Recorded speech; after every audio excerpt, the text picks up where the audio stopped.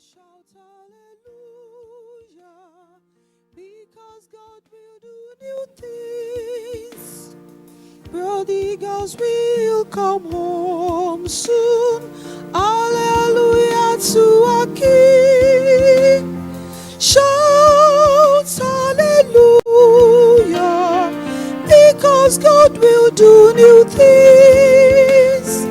Rivers in desert now flow in. Hallelujah to our King.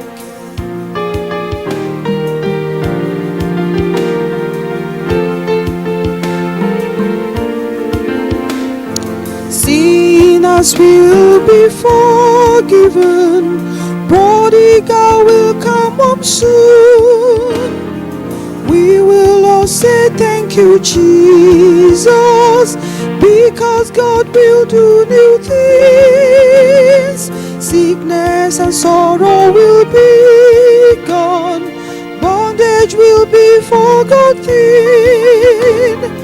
We will all say thank you, Jesus. Hallelujah to our King. Shout hallelujah, because God will do new things. Rivers in desert now flow in. Hallelujah to our King.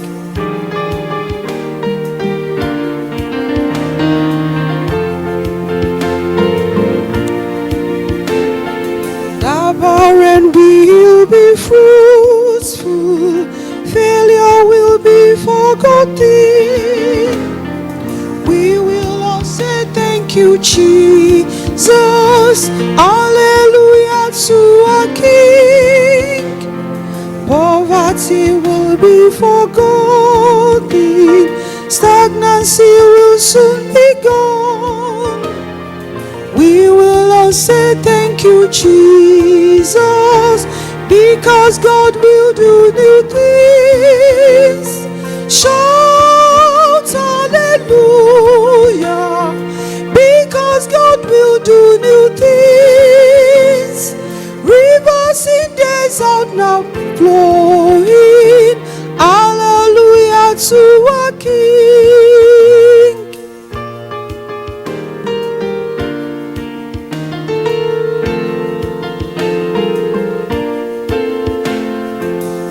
All miracles are given, there shall be celebration. We will all say thank you, Jesus, because God will do new things. Many will have testimonies of prayers answered fully. We will all say thank you, Jesus. Hallelujah to our King. Shout hallelujah, because God will do new things. Rivers in desert now flowing. Hallelujah to our King.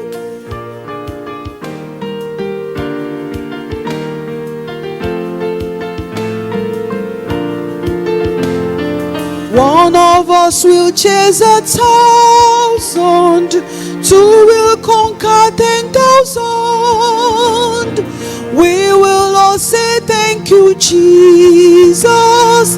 Hallelujah to our King. Songs of praises we will sing. Hallelujah to our King. We will all say thank you, Jesus. Hallelujah to our King. Shout hallelujah, because God will do new things. Rivers in desert now flow in. Hallelujah to our King. Shout hallelujah,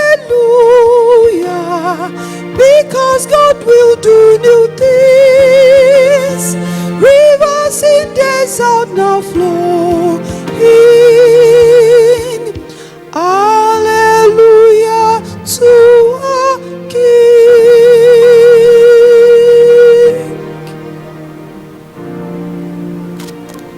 Good morning, viewers. You You are welcome to Prosperity Sunday in Jesus' name. Let us pray. Father, in the name of Jesus, we thank you, we bless your name, we adore your name, Lord God Almighty, this day, because you have set this day for us to see, for us to enjoy, and you have brought everything to pass. Our Father, accept our praises today in Jesus' name. Amen. Mighty Father, the first day, the first Sunday of this 8th month of this year, Heavenly Father, we thank you. Not only that, Prosperity Sunday.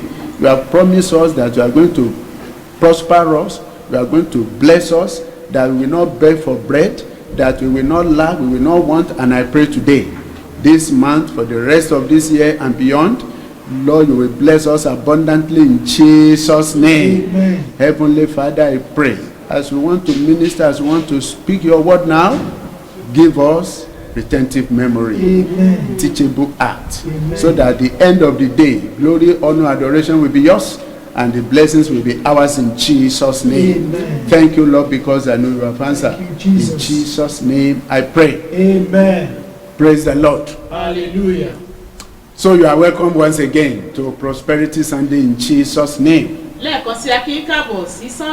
Not just Prosperity Sunday, you are welcome to the new month as well in Jesus' name. And I pray this month will be a prosperous month Amen. to every family in Jesus' name.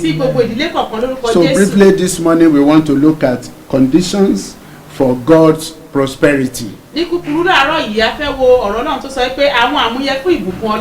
course, there are many ways to be prospered. And there are so many ways to be reached, to be wealthy. But today we want to talk of God's prosperity.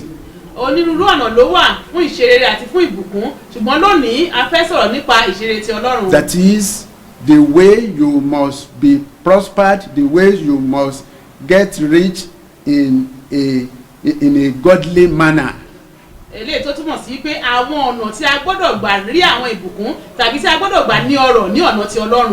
our text is being taken from the book of Psalms chapter 1. Psalm chapter 1. And we read verse 1. We have two texts to read. The other one is Deuteronomy 28, verses 1 to 14. These are our texts for today. In Psalm 1 verse 1 through to 3. Blessed is the man. Blessed is the man. Prospered is the man. Rich is the man that walketh not in the counsel of the ungodly, nor standeth in the way of sinners, nor seated in the seat of the scornful. Look at the conditions.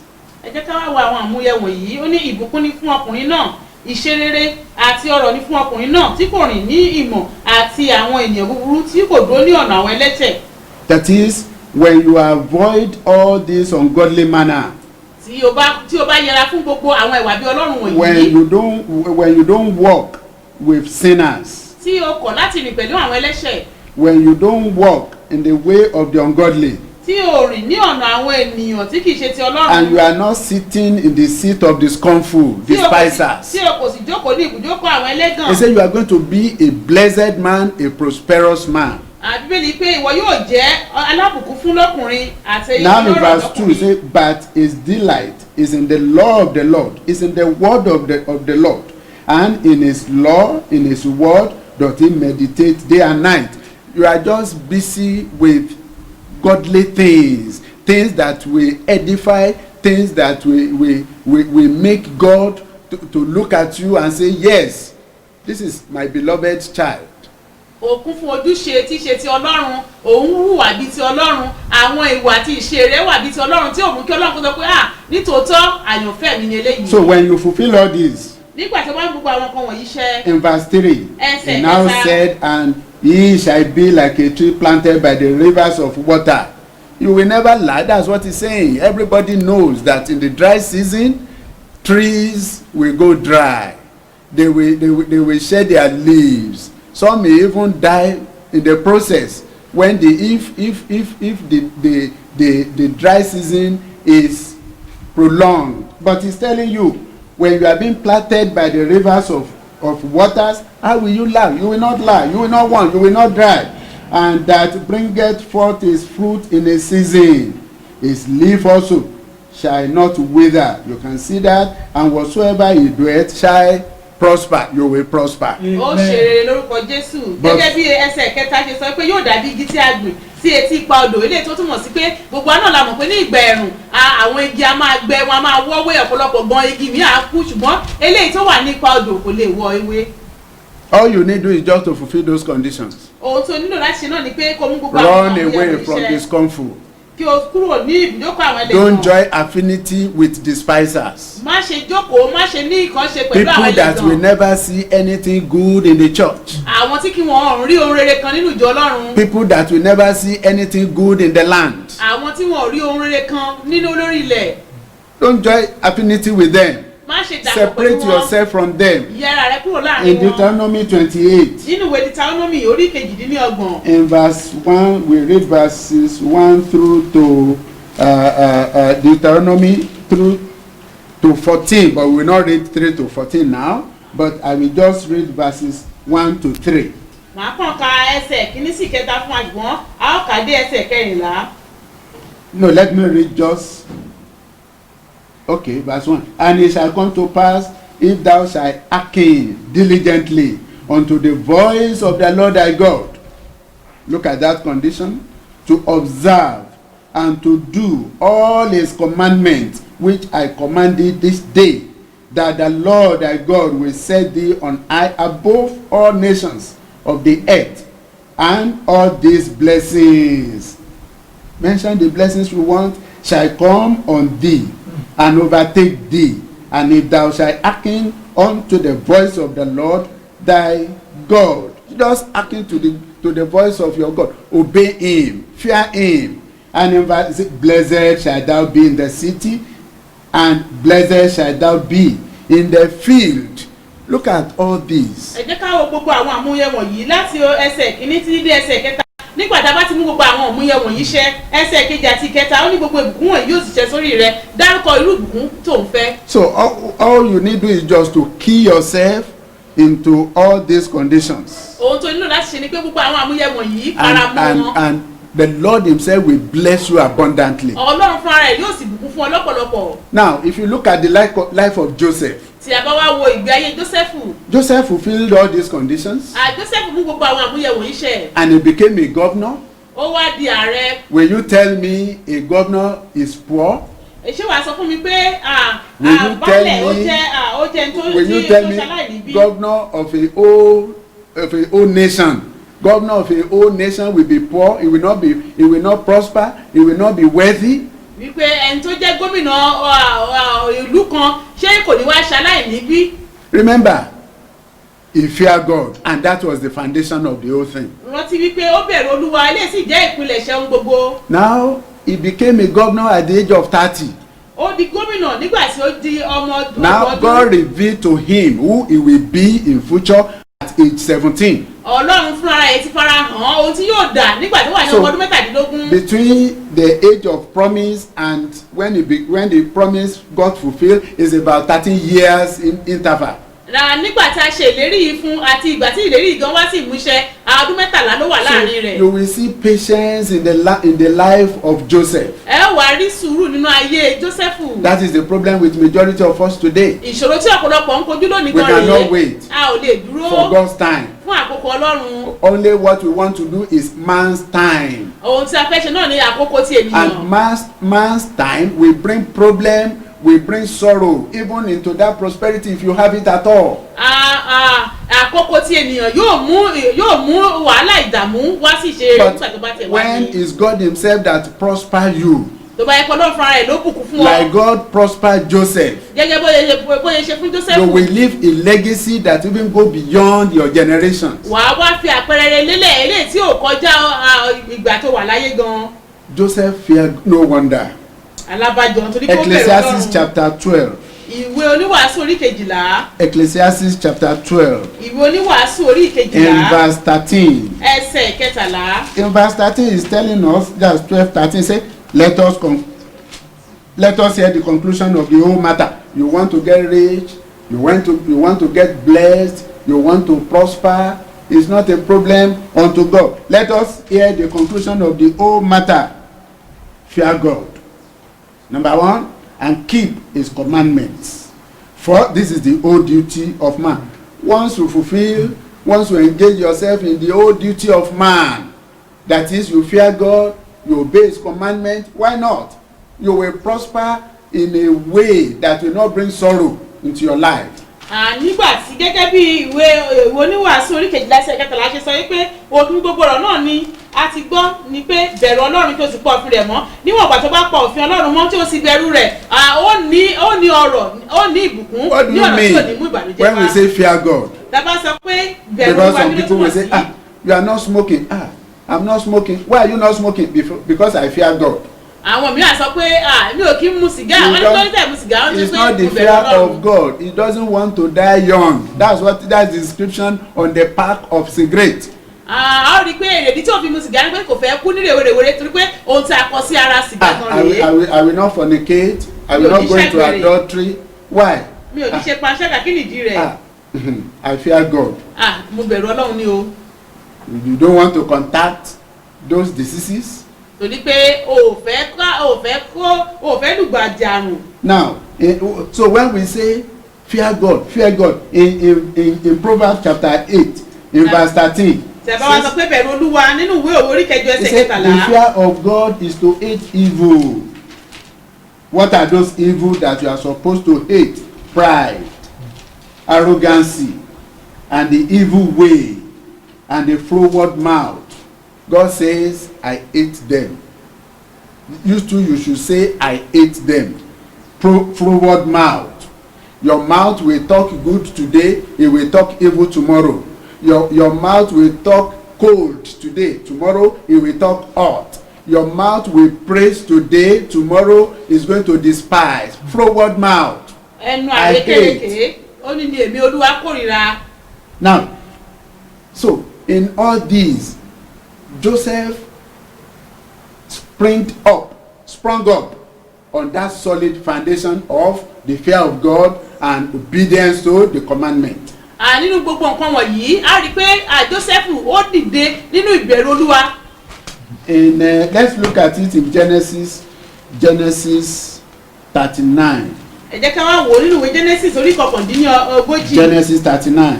Ìwé Genesis orí ìkọkàndínlógójì ẹsẹ̀ ìkeje. Nobody was there. Kò sẹ́nikẹ́ni The níbẹ̀. husband was not there. Ọkọ gan ò sí níbẹ̀. Nobody in that house, other house helps, none of them was there. Kò sí gbogbo àwọn ọmọ ọ̀dọ̀ And nínú it àgbọ̀ came to nílé. pass after these things that his master's wife, you remember when he was cast into the pit, God was always with him. When he was in the prison yard, God was with him. In the Potiphar's house, God was with him. Why? Because he feared God. Ní gbogbo ibi tó wà nígbà tí a sọ sínú kòtò, Ọlọ́run wà pẹ̀lú rẹ̀. Nígbà tó wà nílé Pọ́tífà, Ọlọ́run wà pẹ̀lú rẹ̀. And in verse 7, and it came to pass after these things that his master's wife cast her eyes upon Joseph, and she said, lie with me. But he refused. Why? Because he feared God. Not even the husband. And said unto his master's wife, behold, my master, wotteth not what is with me in the house, and he had committed all that he had to my hand. Verse 9, there is none greater in this house than I, neither hath he kept back anything from me but thee. You are the only one, because you are his wife, because thou art his wife. How then How then, look at it, how then can I do this great wickedness and sin against Potiphar? No. He said against God. He feared God. ó bẹ̀rù ọlọ́run He didn't want to do evil. kò fẹ́ ṣe ibi rárá He didn't want to destroy his destiny and God's plan for his life. kò fẹ́ bà àyànmọ́ rẹ̀ àti ìpinnu àti ètò And ọlọ́run this fáyé is the rẹ̀ jẹ́. problem with so many people today. ìṣòro tí ọ̀pọ̀lọpọ̀ ń kojú lónìí Because of how lónìí many minutes so-called enjoyment, you destroy your life, you destroy your destiny. nítorí ìgbádùn ìṣẹ́jú díẹ̀ wàá bà The àyànmọ́ rẹ̀ àti promises ọjọ́ ọ̀la of rẹ̀ God can jẹ́ no longer come to pass in your life. ìlérí ọlọ́run kò lè wá sí ìmúṣẹ nínú They ayé rẹ̀ take mọ́ away the virtues wọ́n ti mú gbogbo that àwọn ohun God has mèremère deposited in your life. àwọn ohun iyebíye tí ọlọ́run gbìn sínú ayé rẹ̀ wọ́n ti gbà lọ.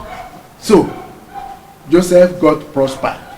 Jósẹ́fù ó di alábùkún fún Not only that he feared God, kì í ṣe pé ó bẹ̀rẹ̀ ọlọ́run nìkan you know, he was gifted.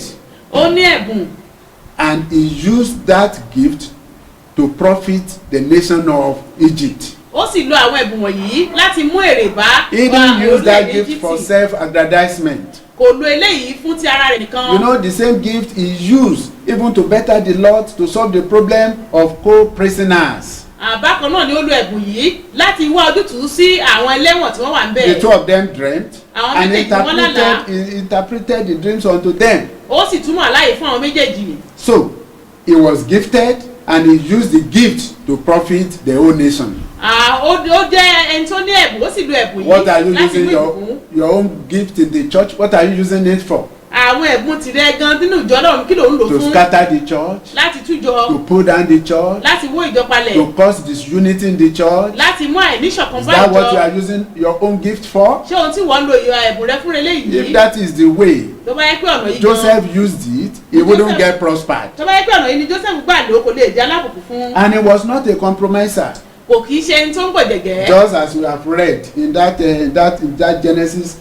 Genesis 39, he refused to compromise with Potiphar's wife in evil. ó kọ̀ láti gbọ̀jẹ̀gẹ́ pẹ̀lú ìyàwó Pọ́tífà láti ṣe ibi.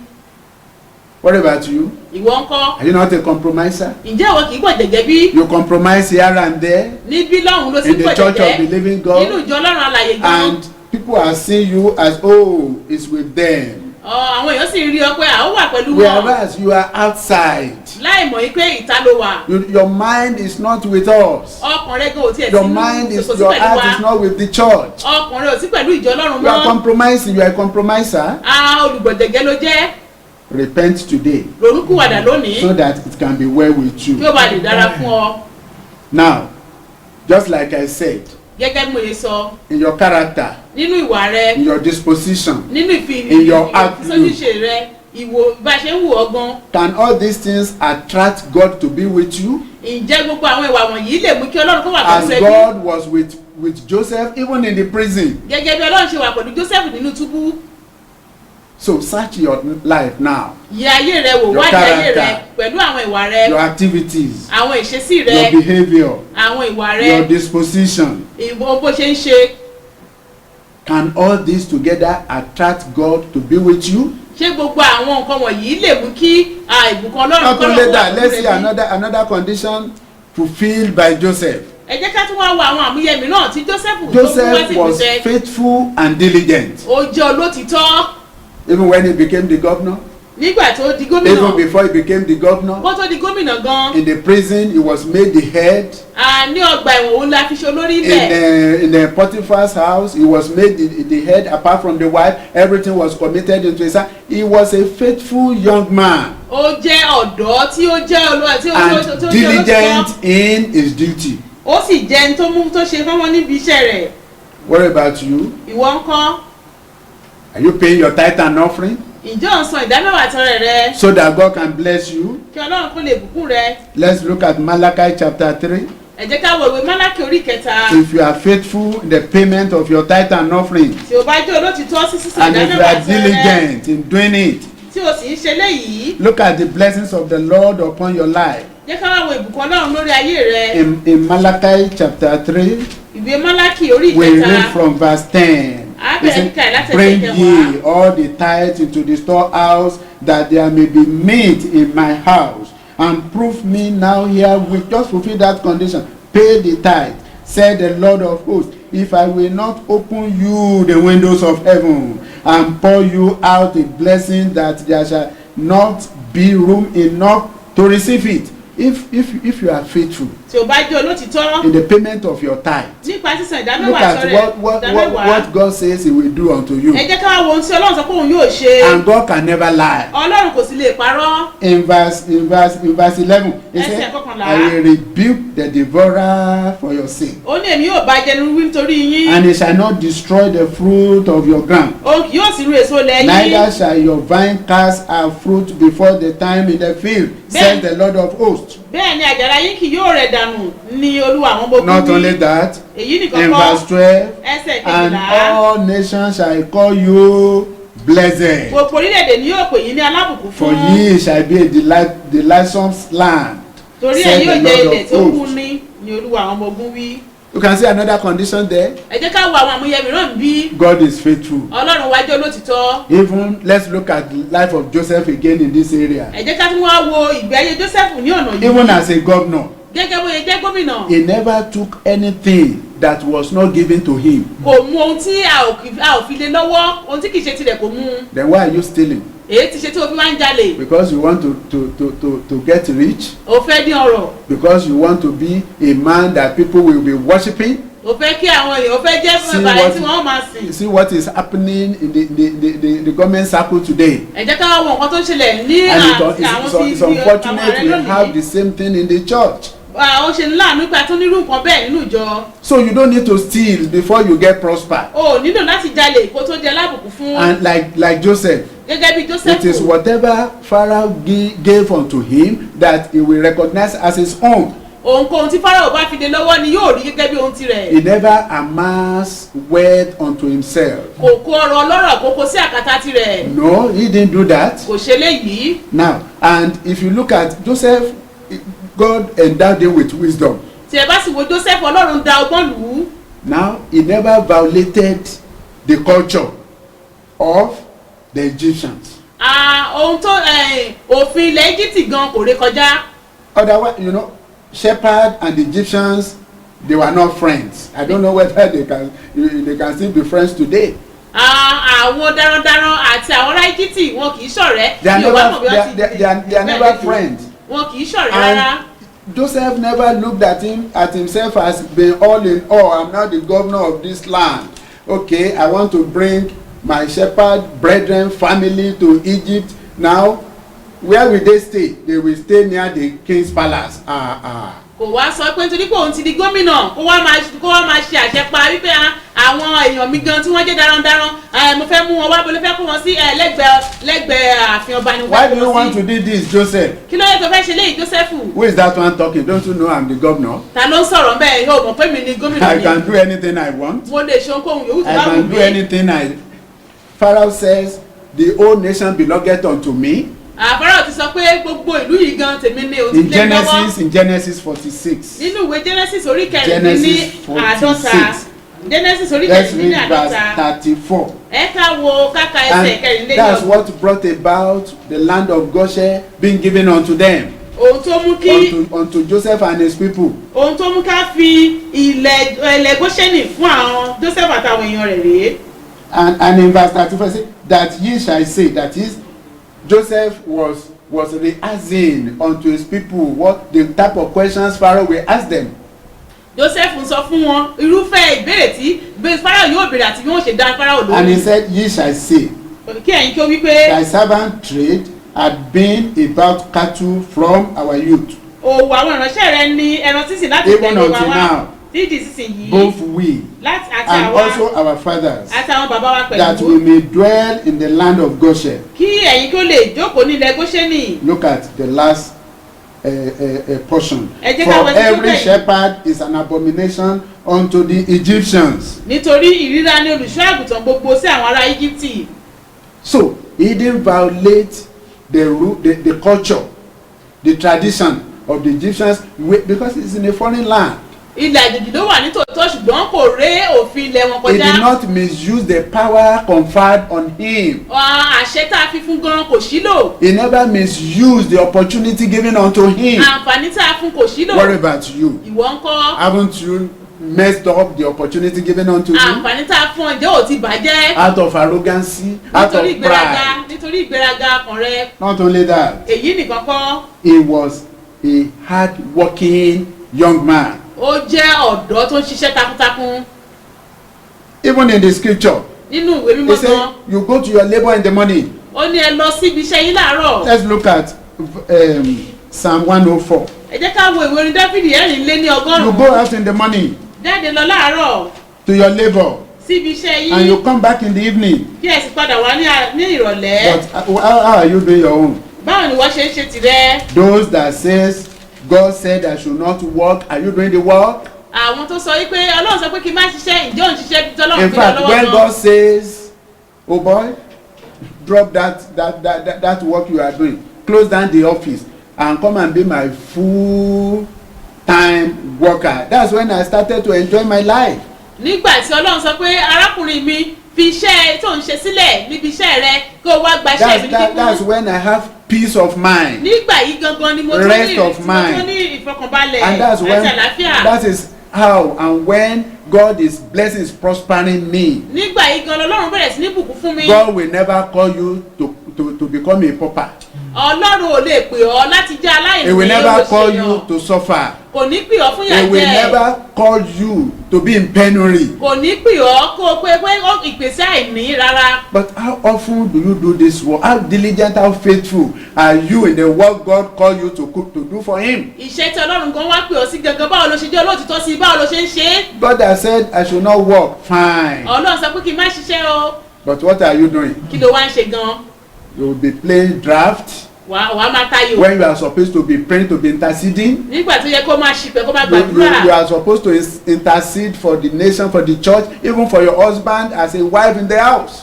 Tó yẹ kó máa ṣìpẹ̀ fún ọkọ rẹ àti fún orílẹ̀-èdè àti ìjọ You Ọlọ́run gẹ́gẹ́ bí intercede for ìyàwó the nílé. ministry of your husband. Kó máa ṣe ṣìpẹ̀ fún iṣẹ́ ìránṣẹ́ ọkọ rẹ. You intercede for his work. Kó ṣìpẹ̀ But fún iṣẹ́ are rẹ. you doing all these things? Ǹjẹ́ òun ṣe gbogbo nǹkan You wọ̀nyí will bí? be playing ludo.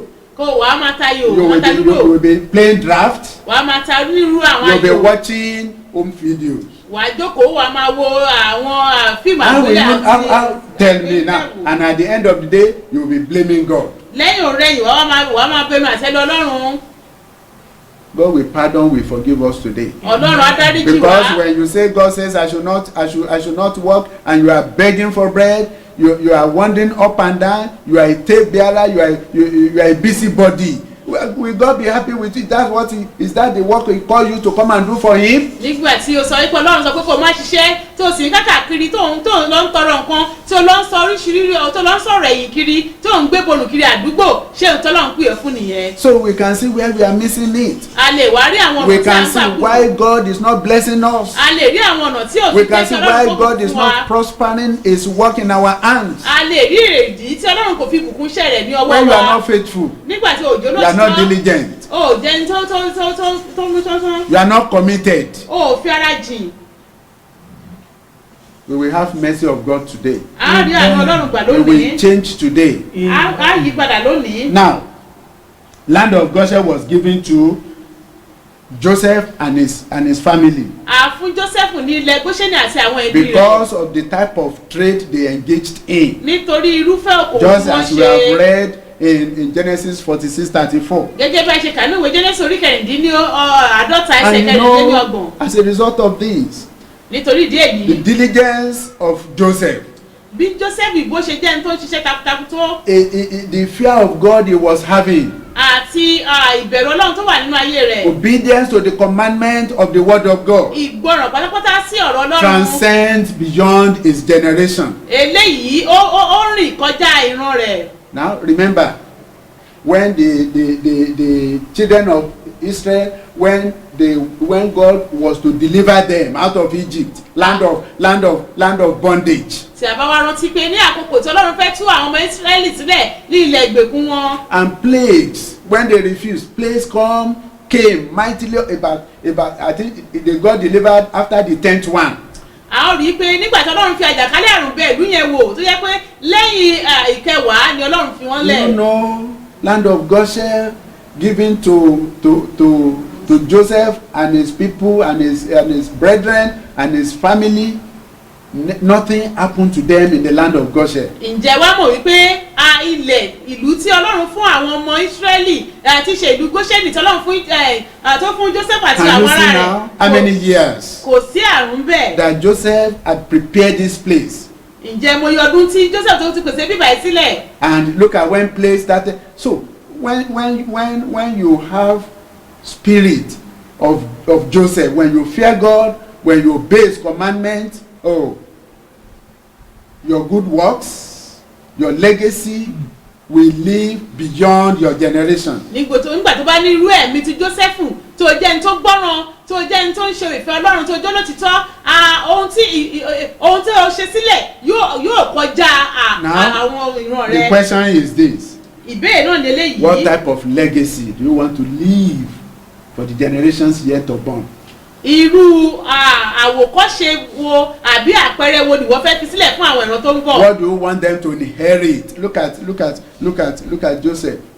The generations even yet unborn inherited the legacy he left behind. ẹ jẹ́ ká wo Jósẹ́fù ogún rere tó fi sílẹ̀ àwọn ẹbí àwọn ìran rẹ̀ wọ́n jogún rẹ̀. Now all these blessings gbogbo àwọn ìbùkún wọ̀nyí that came as a result of Joseph's obedience, tí ó wá nípasẹ̀ wípé Jósẹ́fù ìgbọràn Jósẹ́fù.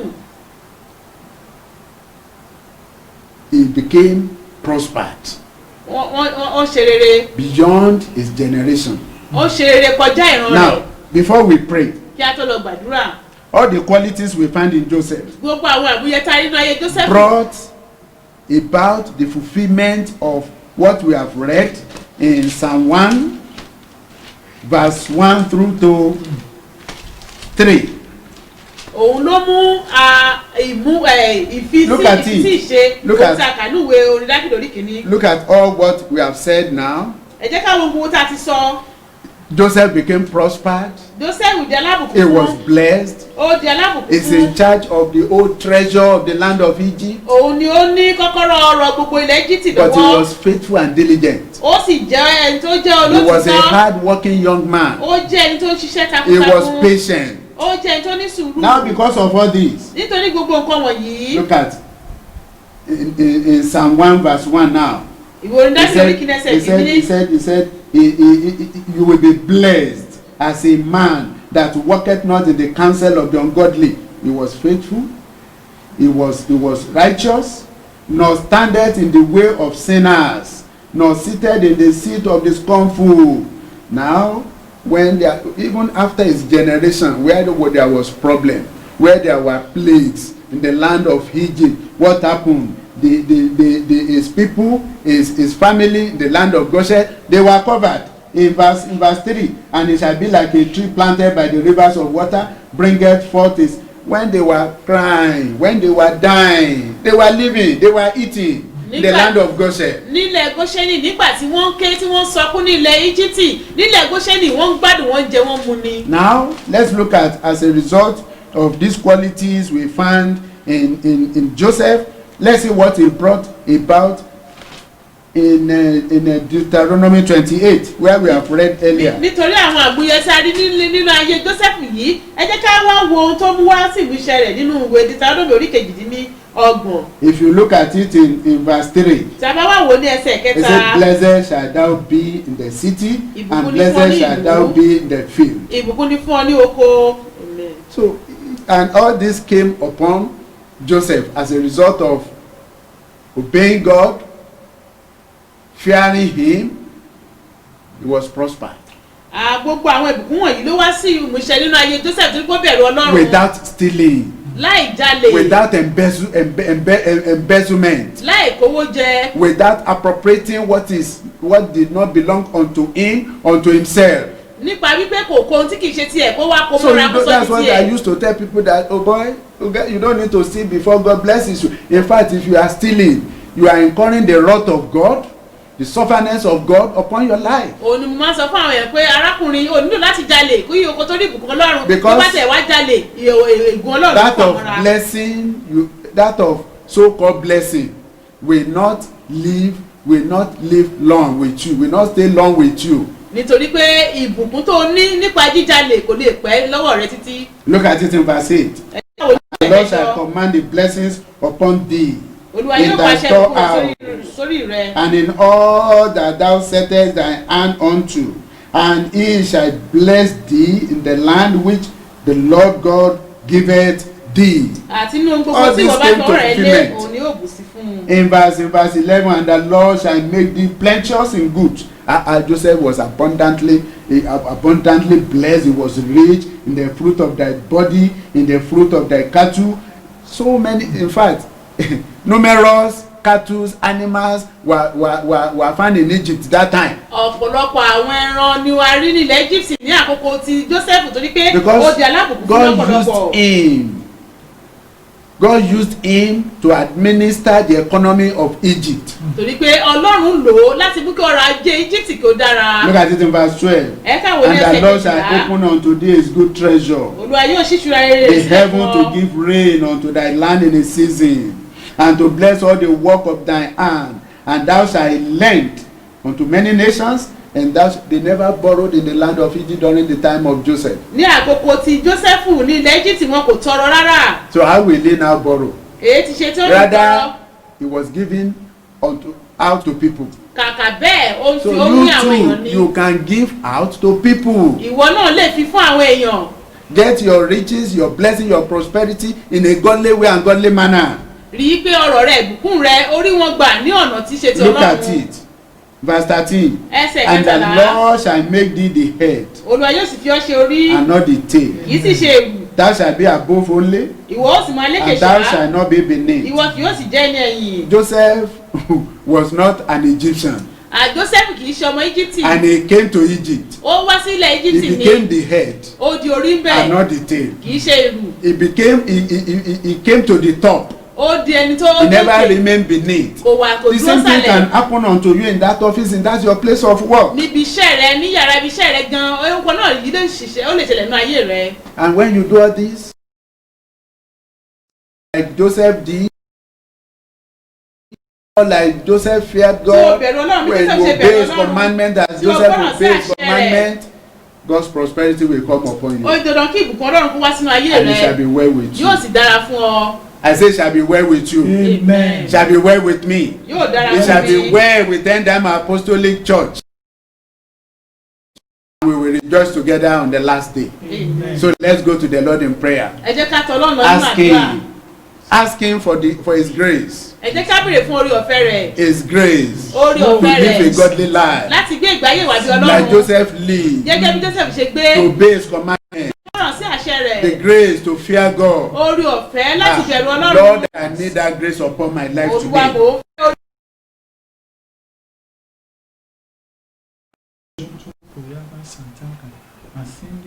Let's open our mouth and pray for that grace. ẹ jẹ́ ká lẹ́nu wọn láti béèrè fún orí ọ̀fẹ́ yìí Live like David, like Joseph did. ká gbé ìgbé ayé bí Joseph ṣe gbé ìgbé ayé rẹ̀. He take the grace of God. ó ní ṣe pẹ̀lú orí ọ̀fẹ́ Ọlọ́run. Of men that are living according to the plan of God, that are living in holiness, in total obedience, they are not more than what the grace of God make them. àwọn ènìyàn Ọlọ́run tí wọ́n ń gbé ìgbé ayé tí Ọlọ́run fẹ́ kí wọ́n gbé ìgbé ayé wà mímọ́ wọn kò kọjá orí ọ̀fẹ́ Ọlọ́run. Yes, the men that we see today, that we know that yes, the grace of God is upon them for holiness, for righteous living, for obedience. They are not more than what the grace of God make them. àwọn ìránṣẹ́ Ọlọ́run jàǹkànjàǹkàn tá à ń rí lónìí tá a rí pé wọ́n ṣe ojúṣe wọn nípa ti Ọlọ́run wọ́n ṣe ìfẹ́ Ọlọ́run wọn ò kọjá orí ọ̀fẹ́ Ọlọ́run tí Ọlọ́run So yóò dá pray for that grace, ask for that grace. béèrè fún orí ọ̀fẹ́ It's a yìí special grace. ó jẹ́ orí ọ̀fẹ́ tó And the Lord is yàtọ̀. very much available this morning to release that grace to us, that are yearning for it. Ọlọ́run wà lára owó tó láti yọ̀ǹda àwọn orí ọ̀fẹ́ yìí fún àwọn tó bá ń pò gbé fún un. Masindeke ye mozotoko le mokapa masindeke. In Jesus' name we pray. Amen. We are still coming back to that prayer. à ń padà bọ̀ sínú àdúrà yìí. The Lord said we should search ourselves this morning. Olúwa sọ wípé ká wádìí ara wa wò láàárọ̀ We should yìí pray the prayer of searching. wípé ká gbàdúrà wádìí mi Olúwa. No ọ̀pọ̀ ọ̀rọ̀ láti sọ jáde fún wa láàárọ̀ yìí. I don't think I need to rehearse these things again. bí o nílò láti máa ṣe. One way or the other, I know you will have seen the area you are in, you will see your inadequacies. àmọ́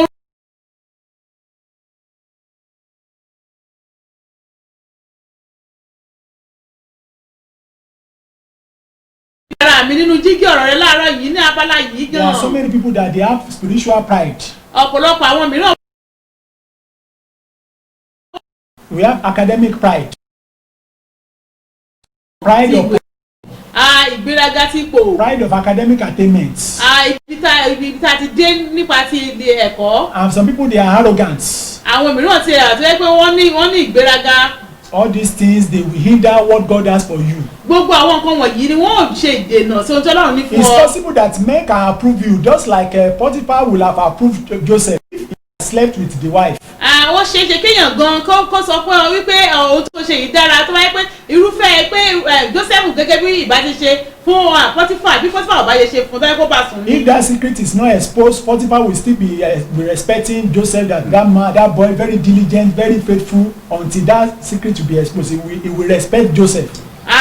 Potiphar ìyàwó Potiphar yìí ìbá ti máa bu ọlá fún Joseph wípé ọmọ dáadáa ni ọmọ tó ṣe léyìí ní tó ṣe tọ̀hún torí pé tí àṣírí ìkọ̀kọ̀ yóò bá tú. Joseph was dealing with God. He was not dealing with human approval.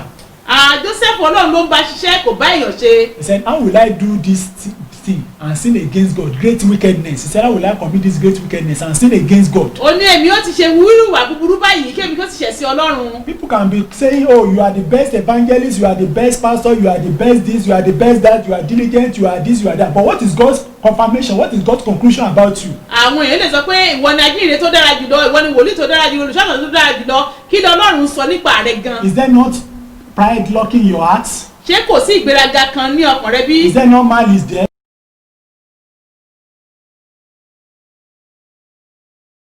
Are you not stealing from where you are not supposed to? First, ǹjẹ́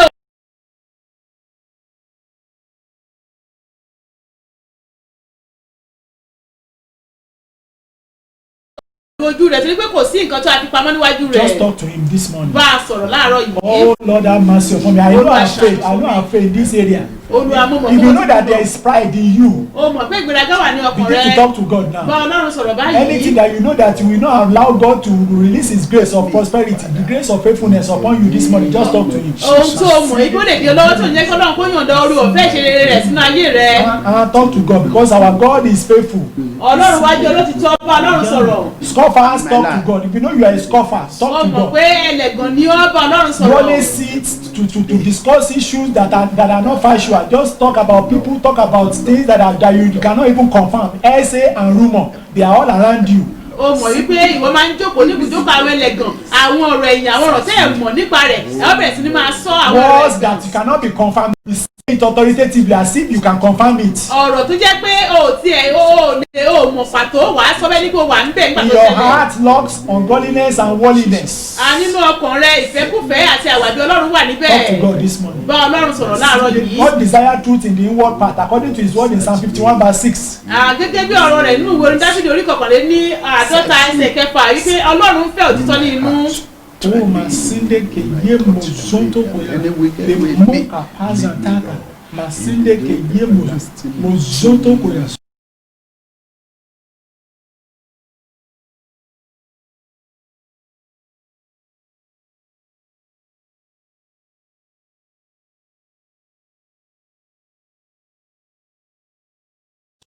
I don't know the message that the Lord has for us this morning. I'm hearing it for the first time. Ní àárọ̀ yìí mo lè ṣe ń gbọ́ gẹ́gẹ́ bí àwa náà ṣe gbọ́ ni. The Lord said, I want to expose sin in my church today. Olúwa sọ wípé mo fẹ́ tú àṣírí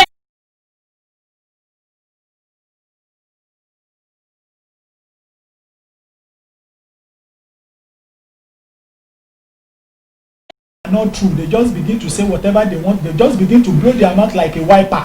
ẹlẹ́gàn làwọn míì wọ́n máa sọ nǹkan tí wọn ò rí. And it's affecting them a lot. ó sì eléyìí ń kó ipa búburú nínú ayé The Lord wọn. said,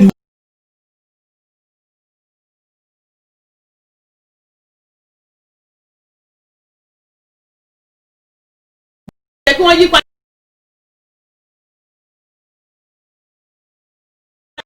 nípa ti ara rárá. I want to beseech every member of this church.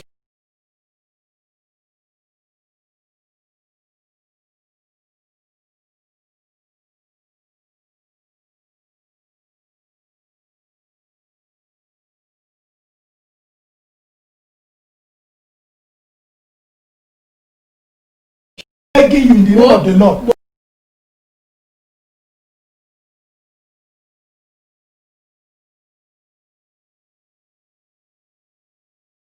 And no Fashua.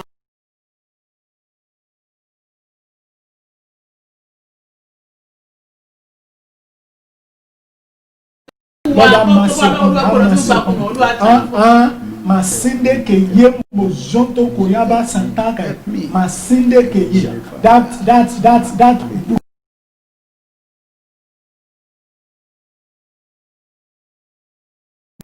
What I can do better than this. Repent. Because the Lord has sent His message through His servant this morning. There's no doubt about it. In every area where you have seen your inadequacies, in the mirror of this world this morning, repent because of what the Lord wants to do this morning.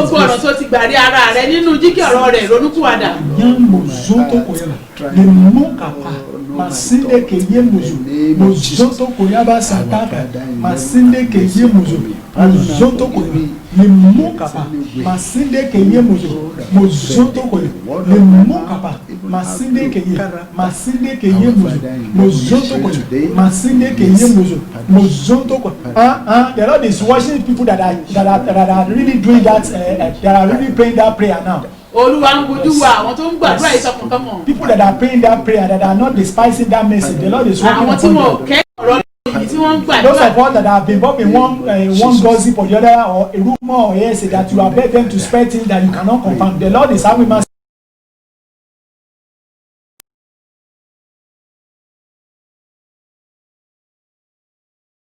It has caused a lot of havoc in your life. It has caused a lot of havoc.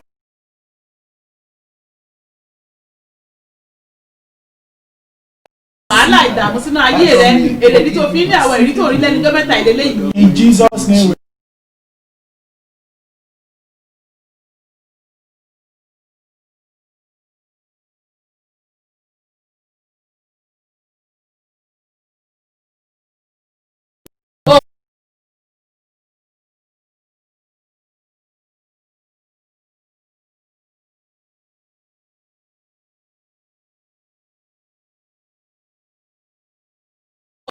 Talking in parable now, but the state of your life is like things fall apart, the center cannot hold.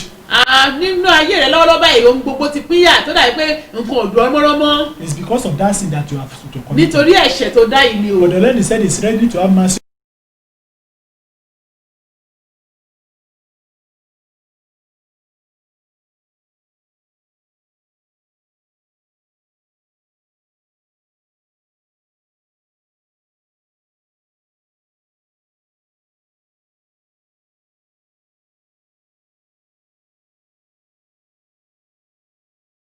The Lord said He wants to do the work of thorough cleansing this morning. He said He wants to cleanse His church. The Lord has spoke me ahead of this message that He wants to cleanse His church. He said He wants to cleanse His church. Lord, cleanse me this morning.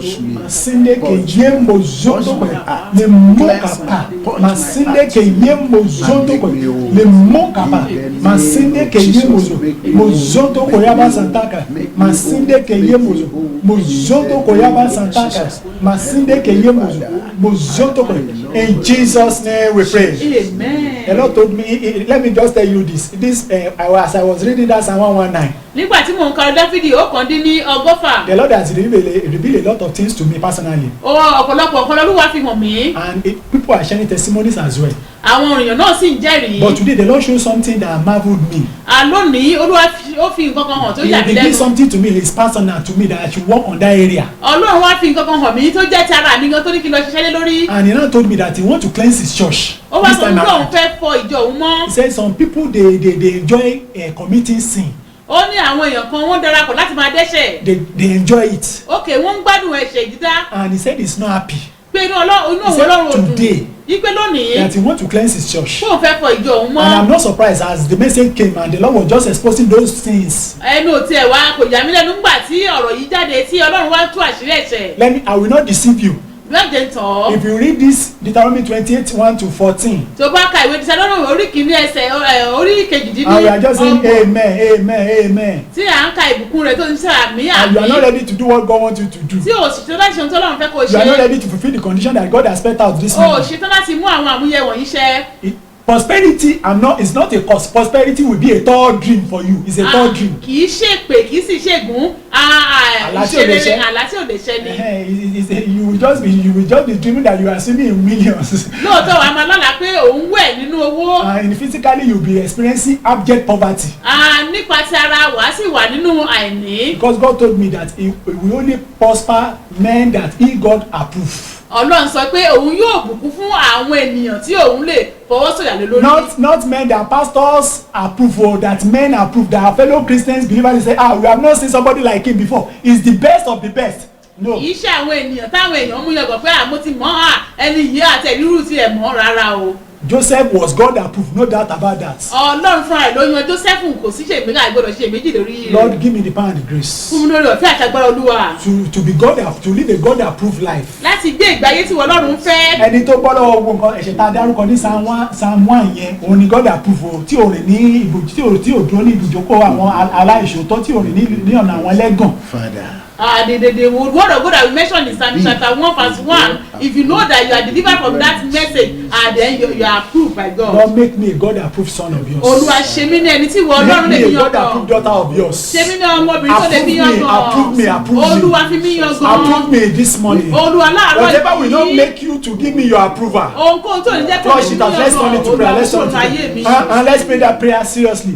Masideke. It's only God approved men that will prosper. Àwọn tí Ọlọ́run bá lè fi yàn gan nìkan ni wọ́n lè ṣe rere. Don't let us deceive ourselves. If men have approved you, if pastors have approved you, if prophets have approved you, if God does not approve you, you are going nowhere. Tó bá yẹ pé ìránṣẹ́ Ọlọ́run wòlíì ni àwọn ẹnikẹ́ni yòówù tó ènìyàn lásán ló fi ọyàn kan tọ́lọ́run ò bá lọ́wọ́ sí òòlù síbi kankan. Masindeke ye mozonto koyala le mokapa masindeke ye mozonto koyala le mokapa oh mo dẹ̀ ní pé wọ́n gbé stamp wọ́n stamp ìjìnlẹ̀ lédè yìí o mo ní pé Olúwa ń gbé stamp sí ara àwọn kan ó gbé stamp sí àwọn tó ṣe tọkàntọkàn tó ń gbàdúrà yẹn tọkàntọkàn ní ibẹ̀ làwọn kan dẹ̀ ti wà rejected pé no you are disapproved. whereby there are some people dey reject them. And what the Lord is doing this morning is great. Oh Lord, make me a God approved son of yours. Masindeke ye let the whole world disapprove you. If God has approved you, I congratulate you this morning because you are heading for great prosperity. Tí gbogbo àgbáyé bá kọ̀ sílẹ̀ tọ́lọ́ fún ara rẹ̀ tó bá fi ọyàn kan tó gbà. Lord, make me a God approved son of yours. Olúwa ṣe mí ní ọmọ tó ṣe fi yan tó fi yan. Joseph was a God approved son. Joseph jẹ́ ọmọkùnrin tọ́lọ́run fi yan gan. Daniel was a God approved son. No wonder he was 10 times better than his colleagues. Alábàjọ Daniel náà ó jẹ́ ní tí Ọlọ́run fi tó gbá mú tí Ọlọ́run dámọ̀. Le mot kapa masindeke ye mozonto koyo le mot kapa masindeke ye mozonto koyo. In Jesus' name we pray. Amen. I want to the glory of God, because it's the testimony for me personally, because some people say, but you have been telling us this. What do you have any testimony to share? Yóò sí ògo Ọlọ́run torí pé eléyìí jẹ́ ẹ̀rí tara mi. You say you saw this, have you not seen yourself? Orí tọ̀ ń ṣe ògo ọgbọ́n rí ara rẹ bí. Has he done anything in your life? Ìjọ tilẹ̀ ṣe kankan nínú ayé rẹ bí. Yes, sir. Yes, it's from that message. Because I told my wife is listening to this message now. I know you can confirm this. Àmúmọ̀ pé ìyàwó mi òun náà tẹ́tí gbọ́ ó sì lè fẹsẹ̀ rẹ̀ múlẹ̀. Before that total lockdown. Kí a tó bẹ̀rẹ̀ pé má jáde. In one of our morning devotion. Ní ìkan nínú àwọn ìwé tá à ń lò láti gbàdúrà láàárọ̀. God just told me and I told my wife, I said this is what God is saying. I don't know how it will come to pass. Mo sọ fún yín pé ohun tọ́lọ́run sọ fún mi nílé mi mọ bó ṣe fẹ́ ṣe o. God said in this you will experience blessings that you have never experienced before as you are going to the lockdown. ó ní bẹ́ẹ̀ ṣe ń lọ sínú pé má jáde lọ fún pé gbogbo èèyàn kó wà ń lé wípé ó ní ìrírí ìbùkún tó rí sẹ́nikẹ́ni. The blessing you are going to experience during the lockdown, during the total lockdown, not now, total lockdown is going to be more than all the blessings you have been experiencing in the past. wípé ìbùkún tí wàá rí ní ìgbà pé ẹ má jáde lọ rárá o yóò ju ìbùkún tó ti rí tẹ́lẹ̀. Olúwa yà mí lẹ́nu o. And the Lord God surprised me. Olúwa yà mí lẹ́nu. Mi ò lè fọ́ orí ẹ̀ pamọ́. I cannot cover his blessing. Kì í ṣe kí mi ò sọ orí tara yẹn wà ń bẹ̀ dáadáa òun náà ní confirmation ni ṣùgbọ́n tẹ̀mí náà tún wà ń bẹ̀. Even physically and spiritually, I enjoy both. God is faithful o. Ọlọ́run wá jẹ́ olótìtọ́. Ẹ jọ̀ọ́ mo bẹ̀ wá jẹ́ ká jó lóòótọ́ o. I beseech you be faithful. Kì í ṣọ̀rọ̀ pé mo gbàdúrà mo gbààwẹ̀ mo lọ sórí òkè ìgbọ́ràn ni o. It's not all about I have a fast and praise I go to mountain. Mi ò sọ pé Olúwa náà farahàn mi lẹ́nu ló sọ pé ṣiṣẹ́ lórí eré àbáyé. It's all about obedience. I want us to pray now. Mo fẹ́ ká gbàdúrà. Because the Lord said he will bless as many that are ready for him this morning. Olúwa lọ pé òun ó bùkún fún àwọn tó bá ṣe tán fún òun láàárọ̀ yìí. Ẹ̀mí ìṣerere Olúwa jẹ́ kó balẹ̀ àwọn tó ti ṣe gbàdúrà tá a gbà ṣáájú yẹn ni o. For those people that have prayed the former prayer that have prayed Lord. Ẹ̀mí ìṣerere jẹ́ kó balẹ̀ mi ní Let the spirit of prosperity come upon my life. yìí. I want to prosper in this generation. Ẹ̀mí ìṣerere nípa ti ara nípa ti ẹ̀mí Olúwa jẹ́ kó balẹ̀ mi ó yá ká sọ́jà àdúrà. Physically and spiritually let it come upon my life. Zonto koyaba santaka masinde keye mozonto koyaba santaka. Automatically, the Lord is doing that. He said it's going to be automatic this morning for as many that obey. Masinde keye. Obedience and holiness is the key to sweatless breakthrough. Some people will the grammarians will crucify me for using is, but I know what I'm saying. Obedience, yes, àti ìwà mímọ́ is the key to sweatless breakthrough. Òun náà ni kọ́kọ́rọ́ sí àìlágùn òṣèré láìlágùn. It's still one key. It's one key. It's not. Kọ́kọ́rọ́ ẹyọkan náà ni. Masinde keye. Lord, I receive the grace. Masinde for prosperity today.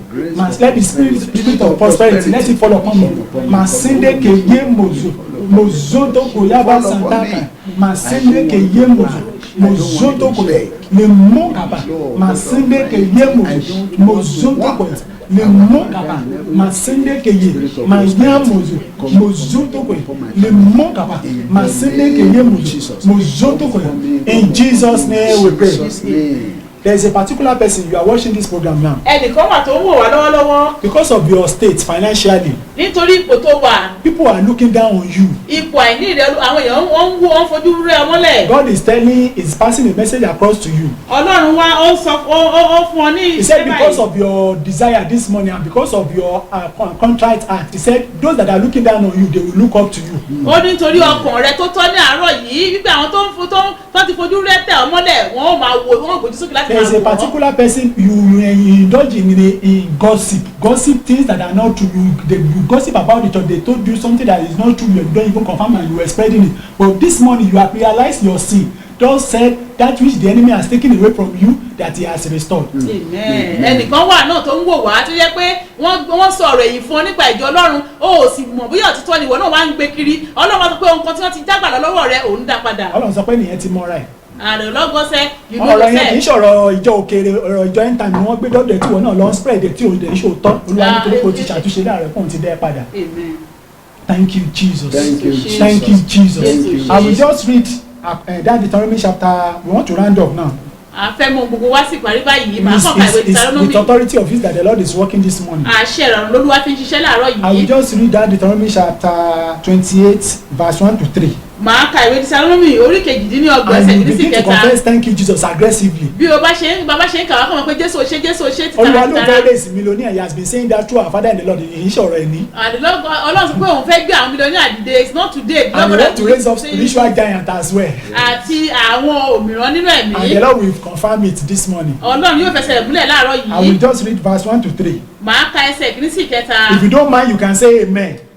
O lè ṣe àmì. And immediately after reading the third verse, you need to say thank you, Jesus. Tí n bá ti gbẹnu lé gẹ́gẹ́ tí n bá ka ẹsẹ̀ kẹta tán wà máa pé Jésù ṣe. Now it shall come to pass, if you diligently obey the voice of the Lord your God, to observe carefully all his commandments which I command you today, that the Lord your God will set you high above all nations of the earth. Amen. And all these blessings shall come upon you and overtake you. Amen. Because you obey the voice of the Lord your God. Amen. Blessed shall you be in the city. Amen. Blessed shall you be in the country. Amen. Thank you, Jesus. Thank you, Thank you, Jesus. Jesus. Oh, thank you, Jesus. Thank you. Yes, congratulations. Thank you, Jesus. Oh, the Lord is raising up spiritual giants in CACN times. Yes, even the people that are not members that are following this program, the Lord is doing something great in their life. Oh, thank you, Jesus. Thank you, Jesus. Thank you, Jesus. Oh, yes, yokes of poverty have been broken now. Yes. That woman you are loose. That chain of poverty that is locking around you. Yes, the Lord has destroyed that chain of poverty. Yes. Woman, you are loose from the chain of poverty that your foundation has put around you. Yes. Thank you, Jesus. Oh, that business will begin to blossom. That business will begin to prosper. That ministry will begin to blossom. That ministry will begin to prosper. Oh, thank you, Jesus. Oh, thank you, Jesus. In Jesus' name we pray. Amen. There's a person that God has called you as a full-time minister. Ẹnìkan wà tí Ọlọ́run pè ọ́ fún iṣẹ́ ìránṣẹ́. But you have become a full-time sleeper. Ṣùgbọ́n òru ló fi ń sùn. The Lord said you should repent this morning. Olúwa ní kó ronúpìwàdà láàárọ̀ yìí. You have heard his word. O ti gbọ́ ọ̀rọ̀ rẹ̀. He said immediately you begin to change. Ó ní kéré tó bá yí padà. You begin to witness unprecedented change in every area of your life. Ó rí i pé àyípadà rere dé bá ayé rẹ̀. He said the yoke of poverty that is upon you is self-inflicted. Ó ní àjàgà ẹ̀mí tó wà nínú ayé rẹ̀ fúnra rẹ̀ ló It's fà not sínú the will ayé of God rẹ̀. that you are a beggar. No. Ìpè kì í ṣe ìfẹ́ Ọlọ́run pé o jẹ́ ẹni tó ń tọrọ. I can tell you, I can say to pe ní Ṣọlá ni kì í pe ní fún ìyà jẹ. And the Lord God is the one that will call you to prosper you. He will never call you for anything else. But fulfill the condition. Mú àmúyẹ iṣẹ́. Thank you, Jesus. Thank you, Jesus. Thank you, Jesus. Thank you, Jesus. Thank you, Jesus. Thank you, Jesus. I can see the yokes of poverty. They are being broken now. Yes, chains of poverty, yokes of poverty. And they are being broken now. Yes. Thank you, Jesus. Yes, you are free. You are free from the yokes of poverty. It's the God that I've said we should be celebrating this prosperity Sunday, and He's doing something great now. Yes. Spiritual prosperity, financial prosperity. Thank you, Jesus. Thank you, Jesus. Thank you, Jesus. In Jesus' name we pray. Amen. Before I forget, Kí n tó gbàgbé. the Lord said we should continue that Psalm 119. Olúwa ní pé ká tẹ̀síwájú pẹ̀lú orin Dáfídì 119. Say, but in another way, Ó ní ọ̀nà mìíràn ẹ̀wẹ̀. because His word is multifunctional. Torí pé ọ̀rọ̀ rẹ̀ ó ṣiṣẹ́ He said this lọ́pọ̀lọpọ̀. time around we should use it to pray the prayer of searching. Ó ní ká lò ó láti gbàdúrà ìwádìí mi. And we should pray that the Lord should shine His light upon every dark spot in our life. Ìpè kí Ọlọ́run kó tàn mọ́lẹ̀ sí gbogbo ohun tí ṣe òkùnkùn nínú ayé The wa. Lord will reveal your inadequacies to you personally. Ọlọ́run yóò bẹ̀rẹ̀ sí máa tú àṣírí ara rẹ̀ fún And He ọ. will expose the work of the conspiracy of the wicked and Satan in your life. Yóò bẹ̀rẹ̀ sí tú àṣírí èṣù àti ti àwọn èèyàn ẹbí nínú ayé The rẹ̀. emphasis is on Psalm 119 verse 105, but we are going to be reading it everything once for the next 7 days again. A ó bẹ̀rẹ̀ sí máa kà á lé ẹ̀ẹ̀kan lójúmọ́. Àtẹnumọ́ rẹ̀ wà nínú ìwé orin Dáfídì 550. As we do that, I pray the Lord will help us in Jesus' Bí name. a ṣe ń ṣe léyìí, Let's Olúwa begin yóò to ràn wá appreciate Him for lọ́wọ́. what He has done this Father, morning. I thank The Lord has done great and mighty things this morning. you, Lord. The Lord has tear many garments of rags. Father, Yes, the Lord has tear garments of rags from many people this morning. Yes. Some people's story will change immediately after this ministration. Lẹ́yìn iṣẹ́ ìránṣẹ́ yìí, ìtàn ayé ọ̀pọ̀lọpọ̀ yóò yí padà. Thus says the Lord of hosts. Báyìí ló wà mọ́gún wí. 20 people that are watching this program, Ẹ̀yin ogún tó ń wo ìpàdé yìí, I have changed their garments. mo ti pààrọ̀ aṣọ I have wọn. torn the garment of rags from them. Gbogbo àkísà aṣọ ni mo bọ́ dànù And I lára have given wọn. them the garment of prosperity. Mo sì fún wọn ní aṣọ Says ìṣerere. the Lord of hosts. Bẹ́ẹ̀ lolúwa wí. Peace be unto you. Àlàáfíà And if you are that person, begin to Mo jẹ́ appreciate ènìyàn Him. máa yan If you are the one that the Lord is referring to this Mo mọ̀ pé morning, wọ́n lọ́rùn that your bá wí. story has changed, Wípé ìtàn ayé that the rẹ̀ Lord ti has padà. tear away the garment of struggling, Pé hardship, Ọlọ́run ti mú gbogbo aṣọ the ìnira. garment of hardship that your parents that they wore, they wear it till their death, and you too you have taken it over. The Lord has done it Aṣọ this morning. ìnira, aṣọ ẹ̀mí tí àwọn òbí rẹ̀ wọ̀ tí wọ́n fi kú tí wọ́n náà tún Ó ní gbé wọ̀. arákùnrin kan aṣọ hardship yẹn làwọn òbí ẹ̀ wọ̀ tó tán fi kú tán fi wọ sàárè, òun náà tún ti gbé aṣọ hardship yẹn wọ̀. That there is a man that wear that hardship cloth that your parents they wear it and they die with it. Aṣọ ìnira yẹn Olúwa ti fàya náà rọ̀ No yẹn. God has tear it right Olúwa ti now. fa aṣọ ìnira táwọn òbí ẹ̀ wọ̀ tán tún gbé sí wọn náà lọ́rùn. Olúwa ti fàya o. Ó ti gbé aṣọ ìṣeré, ó ti gbé wọn ẹni náà. And Thank you, he has Jesus. given unto Oh, you thank you, garment Jesus. of prosperity. Thank you, Jesus. Thank you, Jesus. Oh, thank you, Jesus. Oh, thank you, Jesus. Evangelist says 20 people. Are you among the 20 people? Ìránṣẹ́ Ọlọ́run sọ pé èèyàn ogún ṣé o wà láàrin àwọn ogún náà bẹ́ẹ̀ ni. Mo mọ̀ pé mi á wà ńbẹ̀. I know that I'm there. Máa tọ́jà mi olùgbà. Pass me not to gentle Savior. Máa gbọ́ àdúrà mi. Gbà tí wọ́n bá pẹ́ ẹlòmíràn máa ṣe kọjá mi. Jésù. This morning, don't bypass me. Count me worthy to be delivered today, to be set free today, to be blessed today, to be prospered today. Má ṣe kọjá mi. Father, in the name of Jesus, we thank you this morning. We are grateful unto you. You are always good unto us whenever we come before you. And this morning is not an exception. Our Father, accept our praises today in Jesus' name.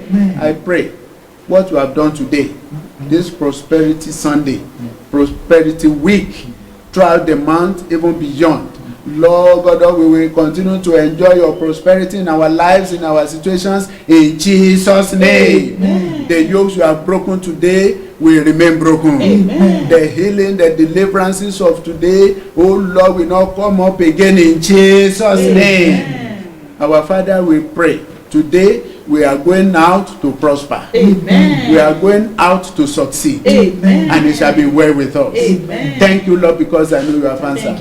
In Jesus' name I pray. Amen. Praise the Lord. Hallelujah. We thank God for today. And I believe you are blessed. I believe you are delivered. I believe prosperity of God in a godly way will start coming upon you as from today. When the prosperity comes, make use of the account numbers displayed on the screen to pay in your tithe and offering so that you can rebuke devourers for your sake. So more of his blessings can still come upon you. And it shall be well with you. Don't forget the Sunday school teaching will come up any moment from now, but on audio on your WhatsApp. So pick it up, open your WhatsApp to that, listen to it, and you will be blessed again. And it shall be well with us till Thursday. And next Sunday, you'll be blessed.